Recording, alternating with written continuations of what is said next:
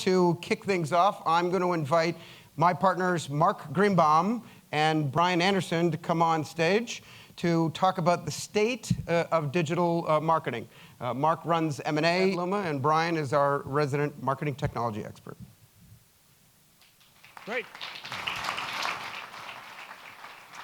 Thank you much. Thank you, Terry. Always a tough act to follow. So yeah, Mark Greenbaum. I kind of run M&A execution here at LUMA. I'm going to do a quick market update before handing things over to Brian to really dig deep into the industry trends. So from a market perspective, look, it's all good news, right? M&A, at least global M&A, on track to break all sorts of records. Very good news, especially for an M&A guy. But if we want to drill down a little more on the market we focus, Terry kind of covered this, our singular focus, that intersection of media, technology, and marketing across content, MarTech, AdTech, all of that, of course, seen through the lens of mobile. In that sector, also, we've seen robust activity, kind of across all the LUMAscapes that we've tracked.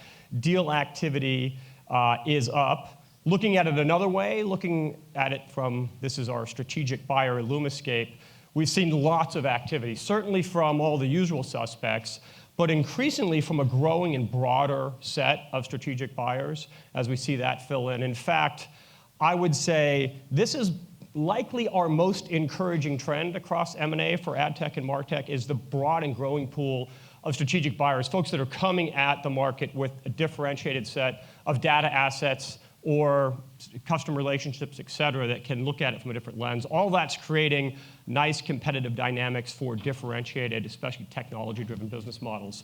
So, you know, all goodness, right? Things are up and to the right.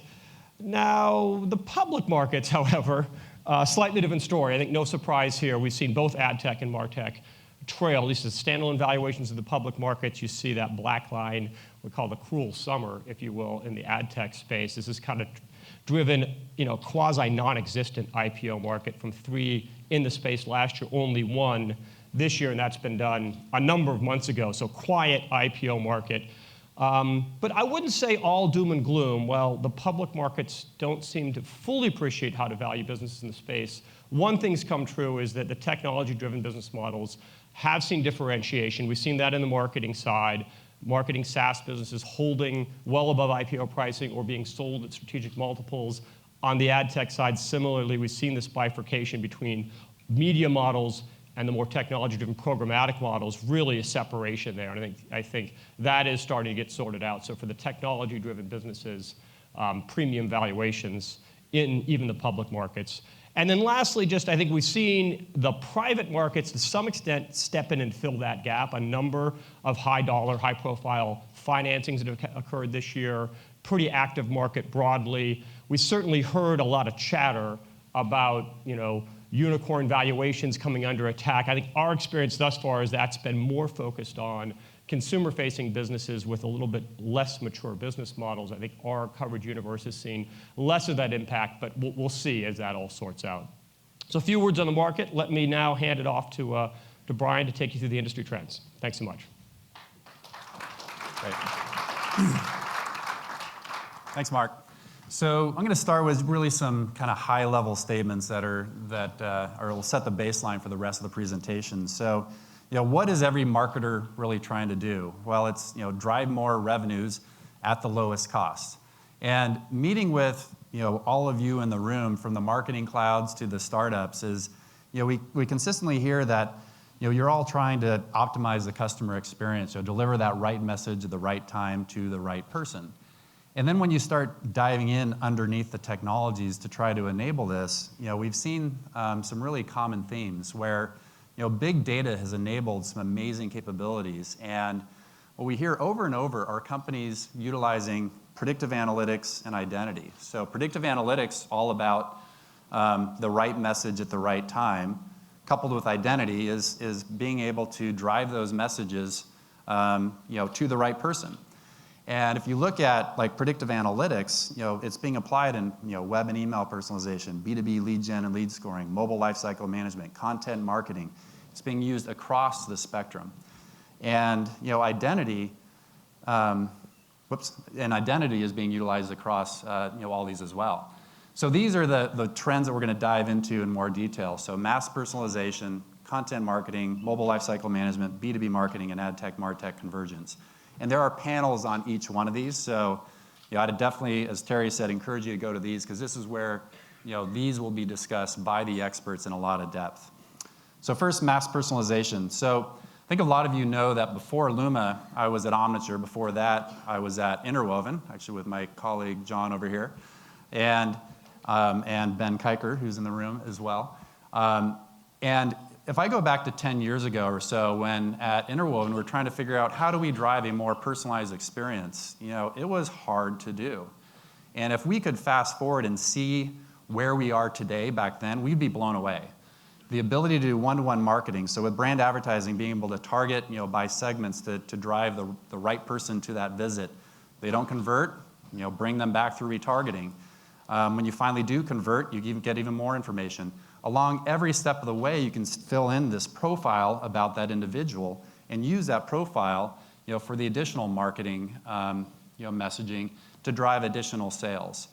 And what's amazing is this isn't happening just for Jane Smith here, but it's happening en masse. So mass personalization, which sounded like an oxymoron not too long ago, is happening now. And again, there's a lot of companies in this room that are focused on this right now and delivering this at scale. And so we're seeing a ton of growth in these areas right now. If you go back a few years ago, this was all new. Terry and I would use this slide on the left in quite, in a lot of our conversations, whether it be the small startups or the bigger companies trying to understand the space. So obviously CRM systems have been around a long time, managing known user data, really uniting the lower end of the funnel. And then more recently, in the last 5 years, the DMPs emerged in order to aggregate and manage the anonymous data. And each one at first was tying together the upper and then the lower portions of the funnel, at first independently, but now they've really come together, led by Facebook, but then others, Google, Twitter, and then like the marketing clouds, using especially email hashes to unite these two data sets so you can have full funnel personalization capabilities. And then just a couple years ago, we started to notice that there was a class of companies that weren't adopting DMPs. And they were really buying what we were calling these predictive marketing platforms. And if you look at the use cases, we can take like CPG on the left and retail on the right, and what they're trying to sell. Is it a few SKUs or is it many SKUs? Based on that, should your marketing be segment-based or one-to-one? And then based on that, how are you going to message to those individuals? So obviously if you're selling few SKUs, segment-based, blast messages actually work and make a lot of sense, and DMPs work extremely well. If you have thousands or hundreds of thousands or millions of SKUs and you're trying to personalize those to an individual, you need to do that at an individual level, and you need to personalize those, and therefore those messages should be personalized as well with triggered messages. And across all of this is identity. No matter what you're doing, brand, DR, however many SKUs you're selling, is you are managing those user profiles. You need cross-device capabilities, and online and offline is critical as well. So again, this is being applied across the ecosystem. And along those lines, you've seen acquisitions like Oracle buying Datalogix, Acxiom buying LiveRamp. Facebook obviously has had their focus on people-based marketing. And other new news, Adobe, IBM, Criteo, all recently, just in the past few months, have talked about their new capabilities and their efforts in these areas as well, all around identity.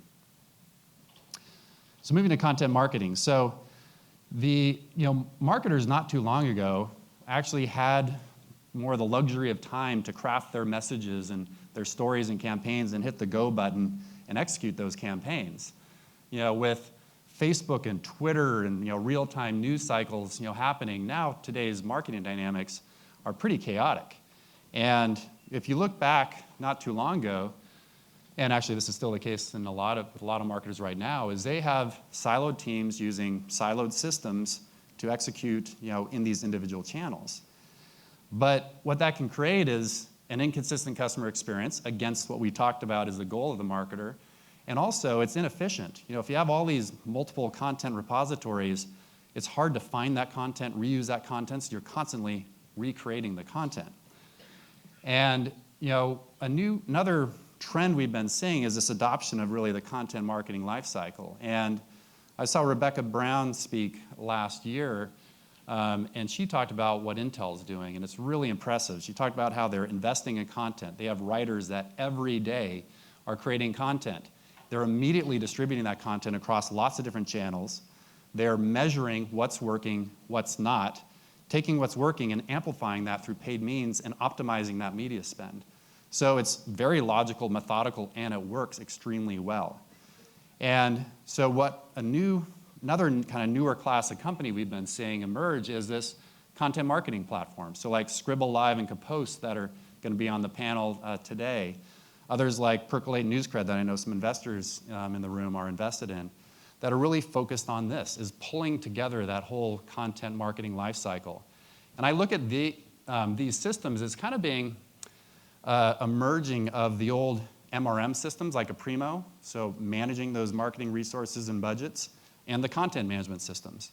So making sure you have that consistent workflow, and it could be a consistent repository, or at least the ability to understand where your content is being held, and be able to distribute it across the right channels, measure it, and amplify it.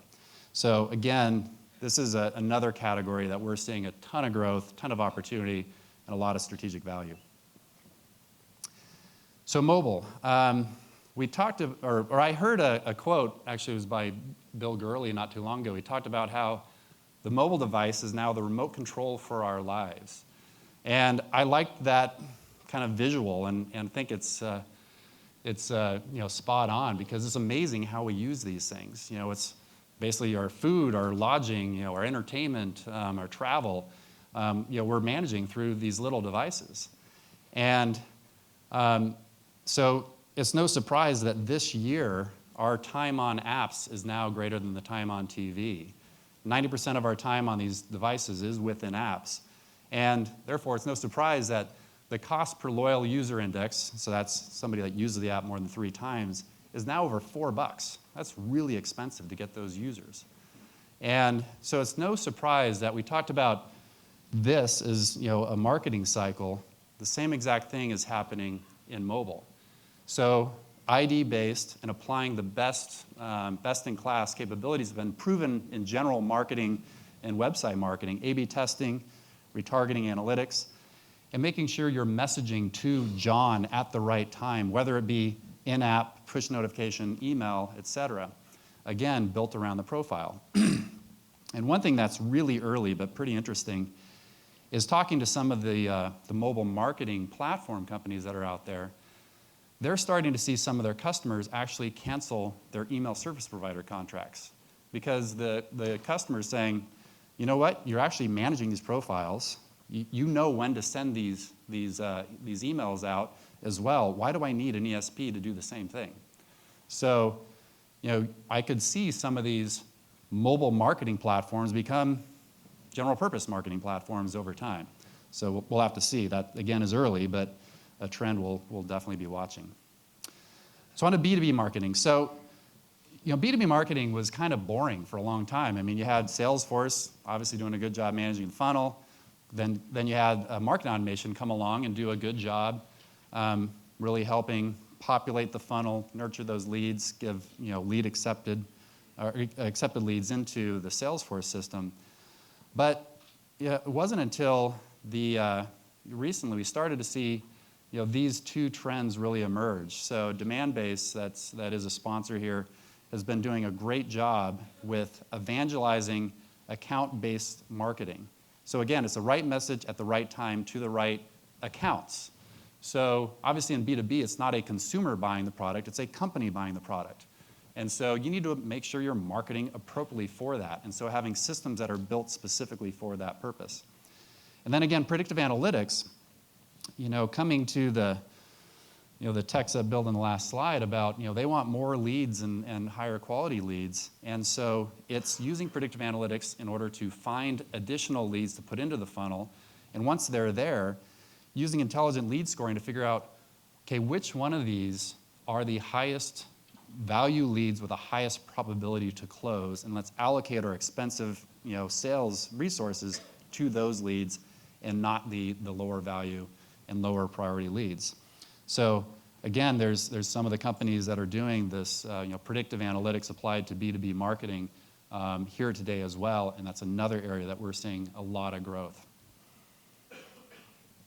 Finally, AdTech, MarTech convergence. So when I was at Interwoven in 2009, when we started to see this data-driven advertising world emerge, we said, well, if we're going to have a business to operate, or to grow a business in this new advertising world, what would our end goal look like? And we drew up something like this, a planning layer to figure out where should we allocate our spend, a common execution platform with integrated data management, campaign management, the ability to execute across all channels, and then be able to measure what's happening.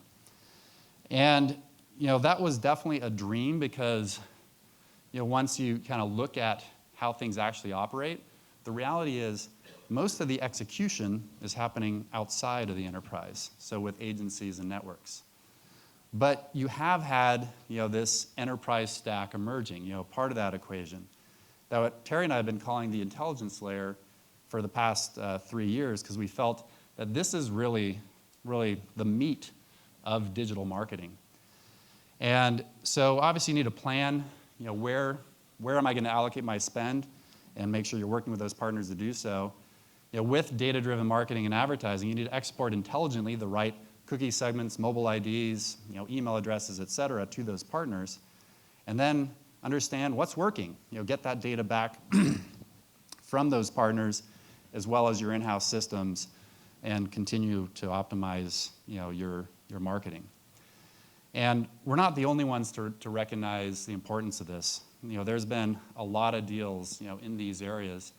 So you have both the traditional advertising companies, the AOLs, Googles of the world, as well as the marketing companies, IBM, NetSuite, Oracle, Salesforce, Teradata, et cetera. And most recently, we just saw Neustar buy market share. And we've been really impressed with what the team has been doing there. So now they have both the planning and the attribution layer, and if you recall, they bought Aggregate Knowledge as well, a leading DMP. So they have largely filled out this enterprise stack through very smart deals, and we're honored that we've been part of these deals as well. So coming back to this slide, so one of the things, coming from an analytics background with Omniture was, it's nice when I meet with all these companies that are executing this that they all have nice analytics, but you elevate that up to the enterprise level and they have all these different dashboards. It's like, oh my God, what do I actually focus on if I'm leading this business? And so, another class of companies that we've seen is, the ones that are really taking that information and making sure the right information is being shown to the decision makers there. So, the CMO Dashboard type of capabilities. And so again, we have another panel on analytics with some really cool new age analytics capabilities and companies that are doing this as well. So finally, so you may have seen this slide. We presented it a number of times. But we've seen a lot of AdTech deals. We have seen more and more MarTech deals. But the ones that are really interesting, we think, are those ones that are in the middle gray area. These are the ones around data, DMPs, attribution, planning, data companies, et cetera, that really are the glue between AdTech and MarTech. And on that, you can see one of the logos that's pretty common here. Oracle, really, not too long ago, they weren't anywhere in this category. And we have been really impressed, with their efforts here to really build up, a leading marketing cloud and data cloud to couple with their commerce cloud as well.